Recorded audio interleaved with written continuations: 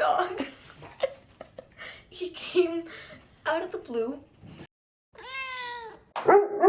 Full wild card. Meet McMack.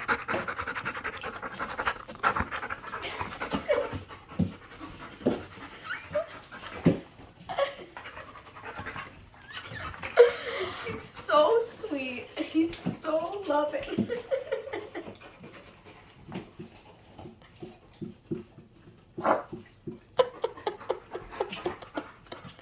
He sure does love you. Get off the bed. Get down. Oh. Oh my god. I can't. That's a lot of energy. He's absolutely adorable. I mean, look at him. He's like a little bear. You're a mini bear, aren't you? He's thirsty. He's so excited. He's a long-haired black and white St. Pierre. Can you stop grabbing my shoe? Oh gosh. My slippers.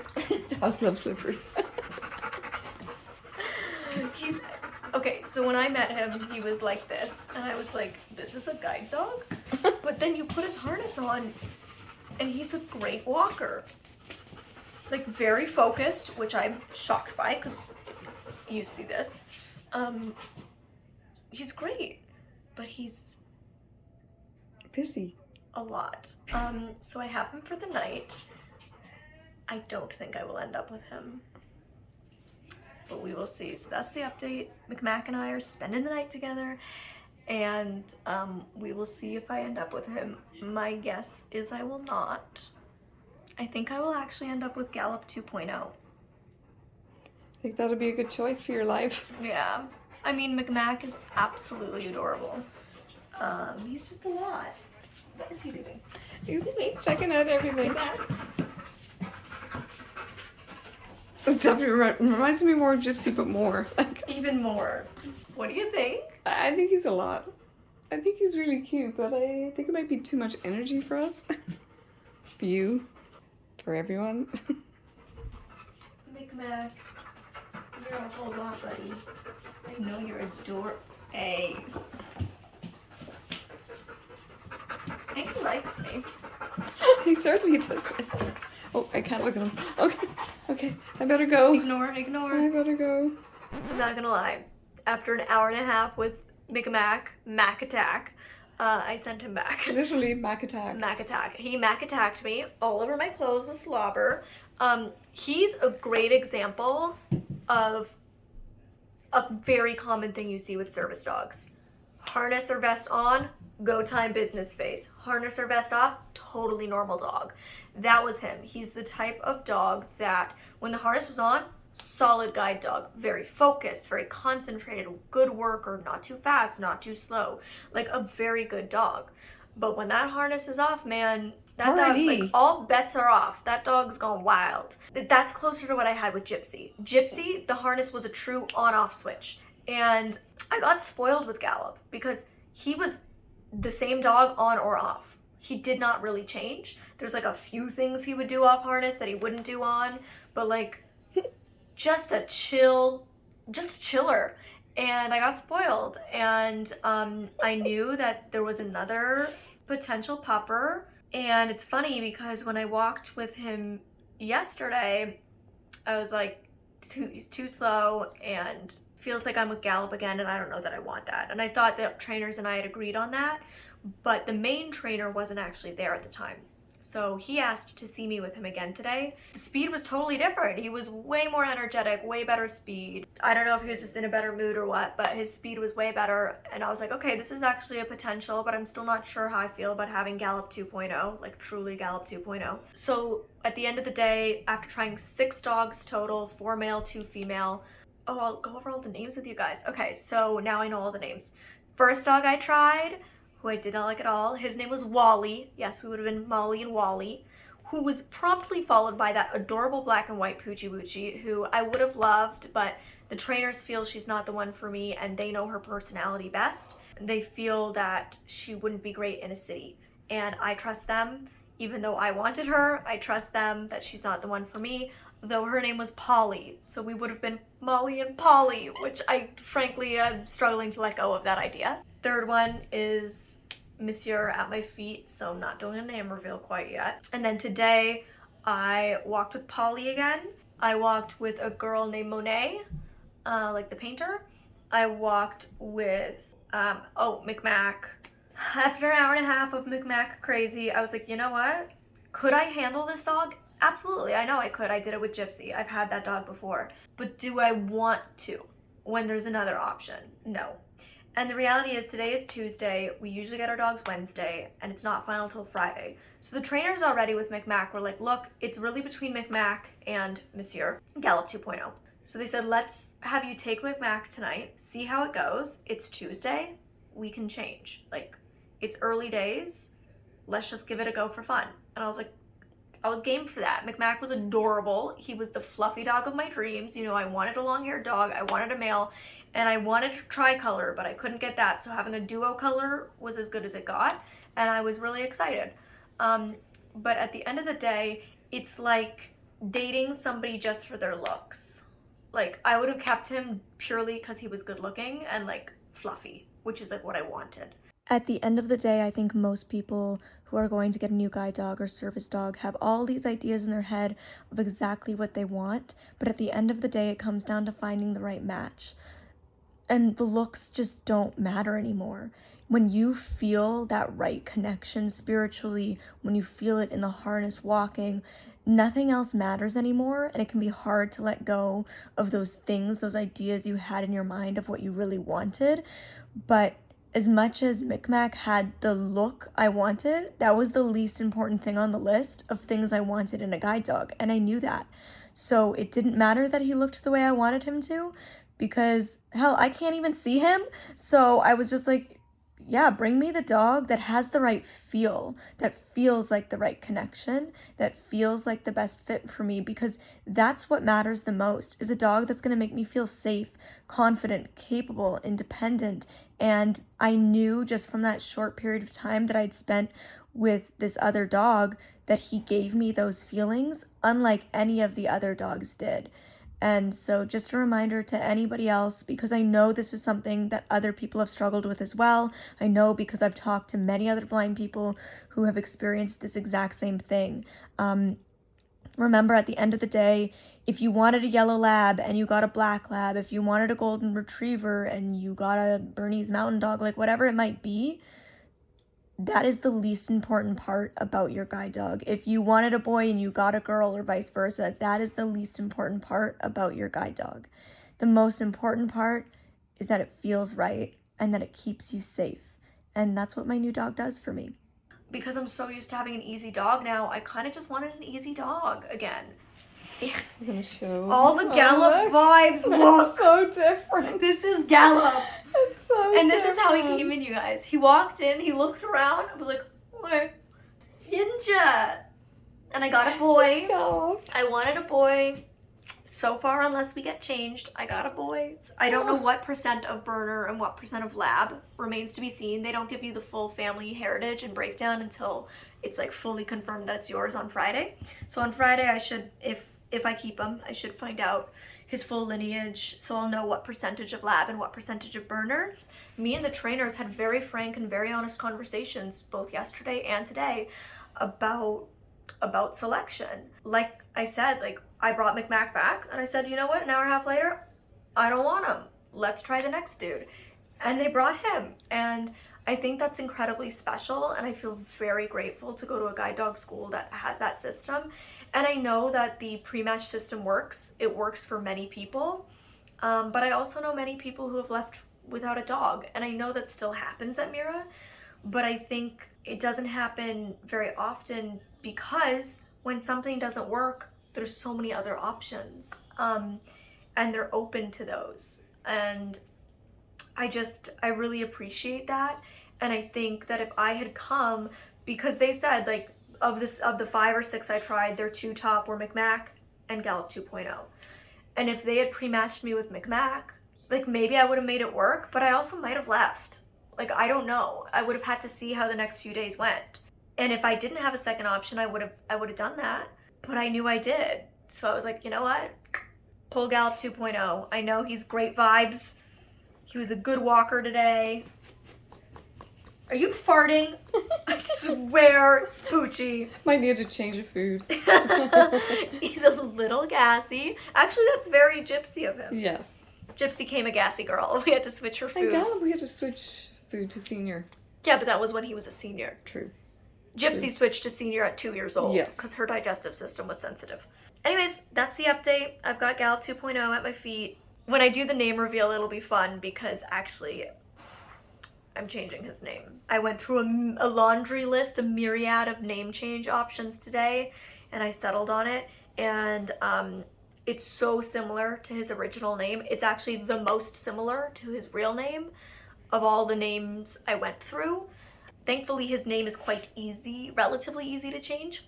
I was thinking if I got Polly, I probably would have changed it to Dolly, because I thought Molly and Dolly, like Molly the Dolly and the big comfy couch, would have been precious.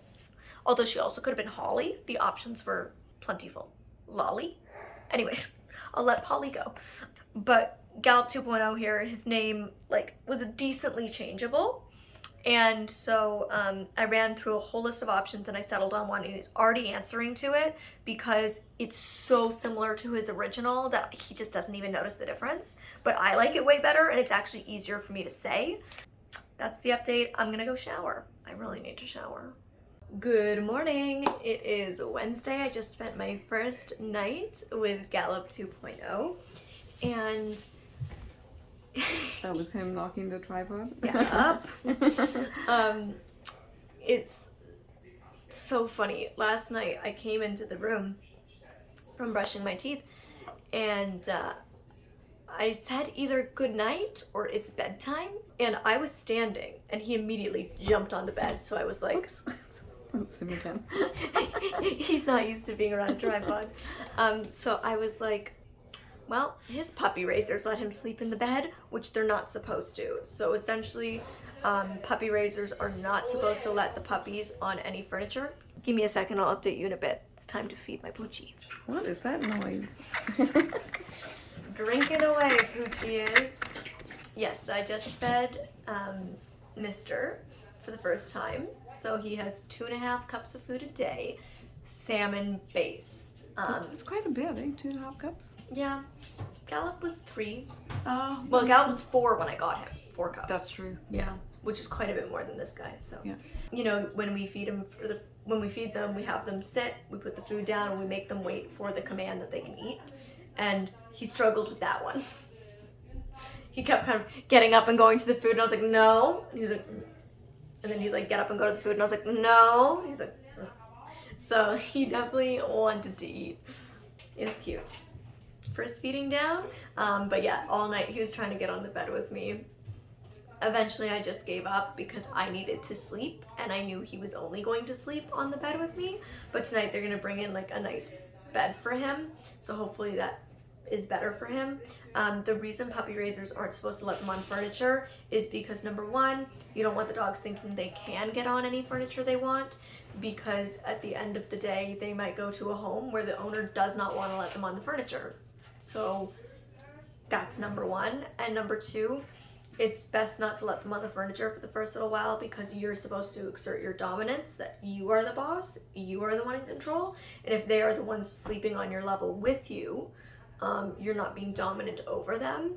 And so this phase is a really tricky balancing act where you're trying to assert your dominance, but not too much, because you're trying to bond and build trust. So it's this really interesting dance that we're in right now. But this morning we're just going to work within the dorms, doing a couple different things with the bed and stuff like that, and just working around the doorways, stairs, all of that kind of stuff. So that's what I'm going to be doing. I didn't show you our first feed just because I wanted us to have our moment together, be able to focus, but that's that. That's the update. My mom just informed me that she hasn't actually shown you the dog yet. At all. Oh my gosh. Well, here he is. Here's Mini Gallop. I promise it's not Gallop. It's mini Gallop. If you met him, you'd see he is smaller. He's about the size of Gypsy, who is still a big dog, but definitely smaller than Gallop. Oh, hey, Oh, baby. look. Hi, babe. He's. Are you shy? Yeah. Oh, babe. He's very sweet. Oh, he's so nice. He's very Oh, sweet. Now you know you're just a tissue. Excuse me. Look, he's going in and out like Gallop.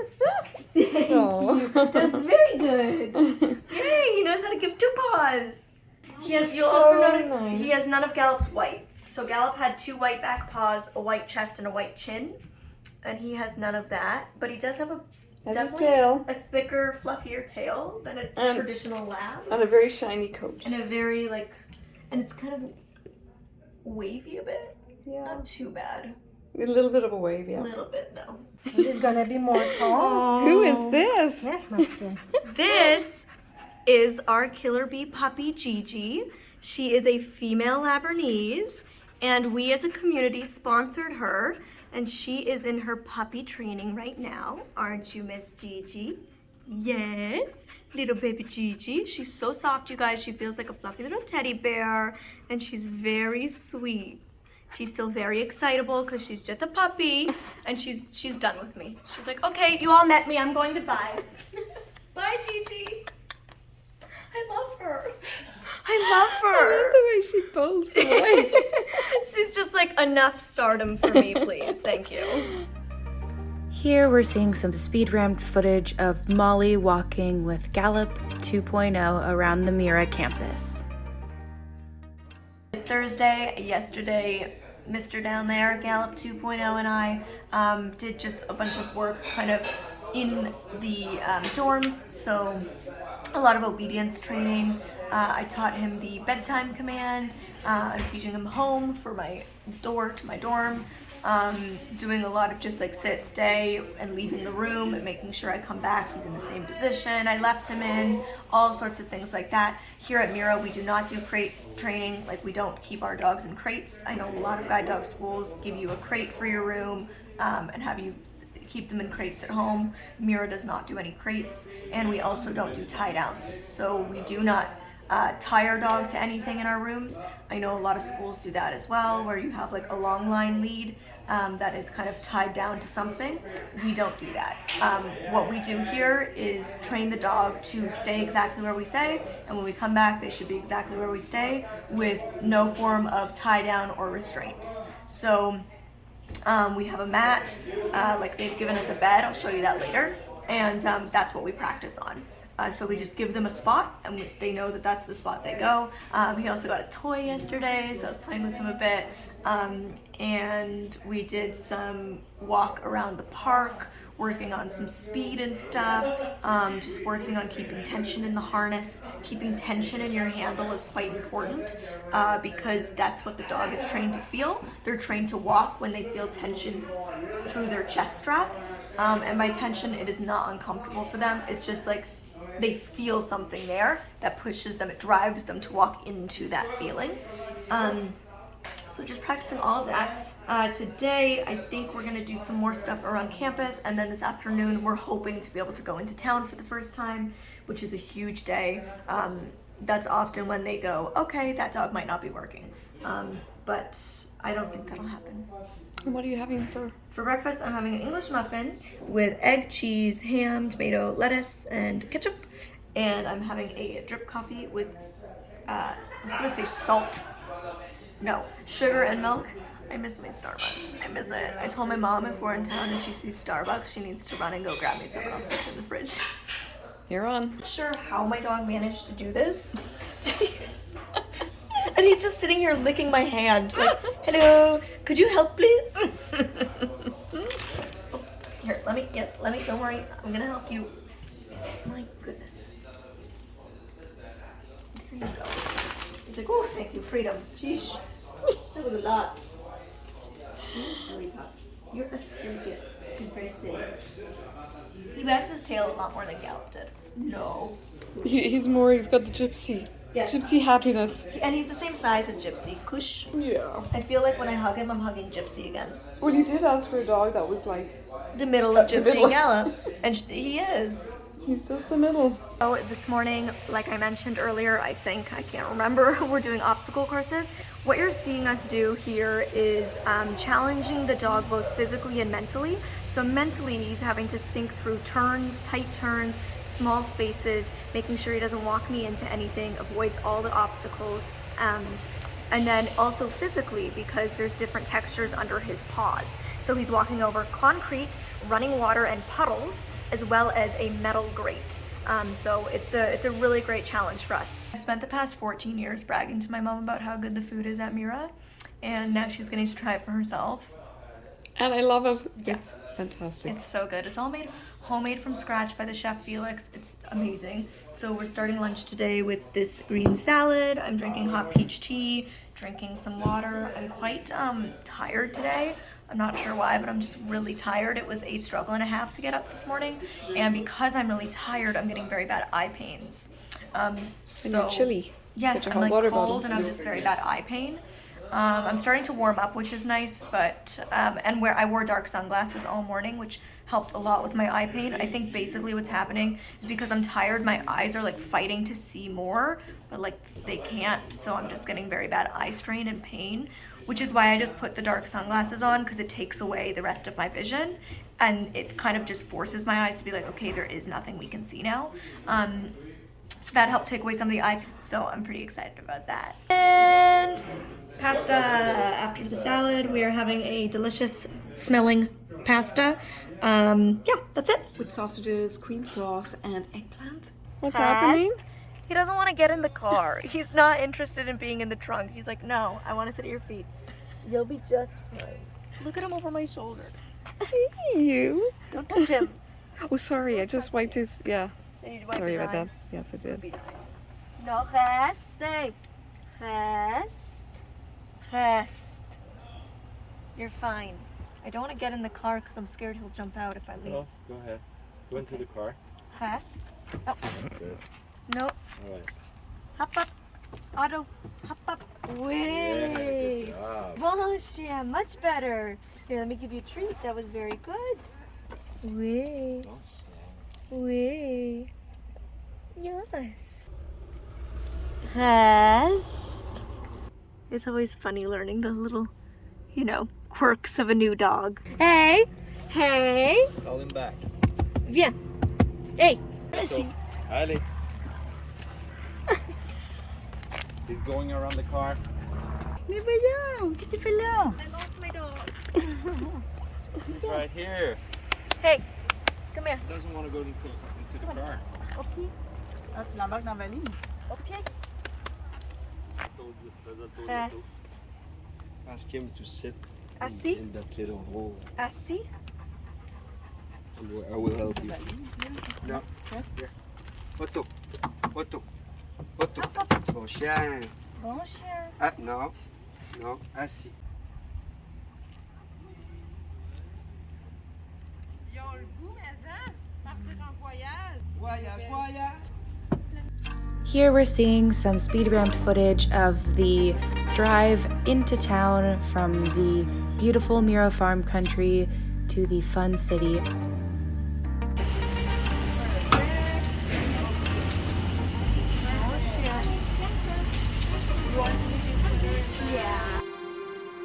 Here we have some B-roll of the city, a farmer's market, and some busy streets that Gallop 2.0 is going to guide Molly on. We've got dessert, banana bread with caramel and vanilla ice cream. Homemade from scratch. Yum. It is Friday morning, week 1 of training. Now today is the day we officially find out if Gallop 2.0 is staying with me or if we're doing a dog switch. By the way, the sheets are on the floor because every Friday, the cleaning lady comes in and cleans your room every single day, gets like the dog hair off the floor and stuff like that. But on Fridays, they do the bedding, so they just ask that you put the sheets on the floor. They come, wash all the sheets, and then put them back. So that's why my sheets are on the floor. I promise I'm not being messy. But yes, we've had breakfast and we had our morning meeting with the trainers, and they said some people are switching dogs today and sent us all to our rooms to wait. So I just had a little play with my buddy here, and we will find out in the next episode if he's mine or if I am one of the ones going back to the kennel today and switching to a new dog. Last time when I came to get Gallop, I did switch on the Friday. I got Gallop Friday morning, so I've been through this before. I know what it's like. Make sure you have your notification bell on because you are not going to want to miss next episode when we find out if puppies sting.